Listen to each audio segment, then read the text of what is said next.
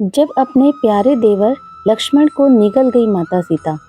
रामायण की एक अनसुनी कथा।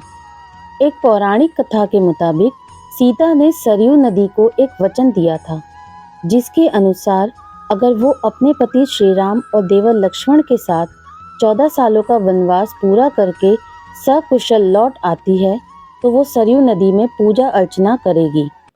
अपने वचन के अनुसार वनवास से लौटने के बाद माता सीता अपने पुत्र समान देवर लक्ष्मण को लेकर सरयू नदी के पास चल पड़ी।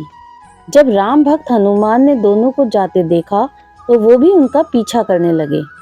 माता सीता जब सरयू नदी के किनारे पहुंची तो हनुमान पास के एक पेड़ के पीछे छुप गए और वहां से दोनों पर अपनी नजर रखने लगे।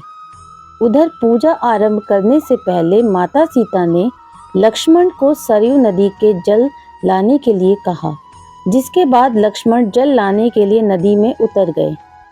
नदी में उतरने के बाद जैसे ही लक्ष्मण जल भरने लगे, वैसे ही अघासुर नाम का एक राक्षस वहां से बाहर निकला। इससे पहले कि वो राक्षस लक्ष्मण को निगलता, माता सीता उसकी इस मंशा को भाप गई और लक्ष्मण के प्राण बचाने के लिए उस राक्षस के निगलने से पहले खुद लक्ष्मण को निगल गई। लक्ष्मण को निगलते ही माता सीता और लक्ष्मण का शरीर जल के समान एक तत्व में बदल गया।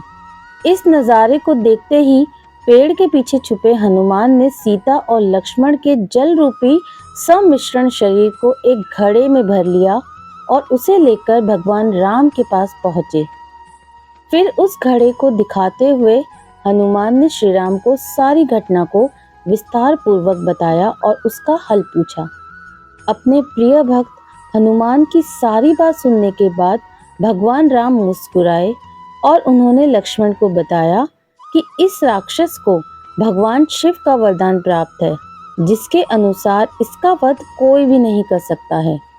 इसके साथ ही श्री राम ने हनुमान को बताया कि भगवान शिव के इस वरदान के अनुसार अघासुर का वध तभी किया जा सकता है जब सीता और लक्ष्मण का शरीर एक होकर किसी तत्व में बदल जाए और हनुमान उस तत्व का उपयोग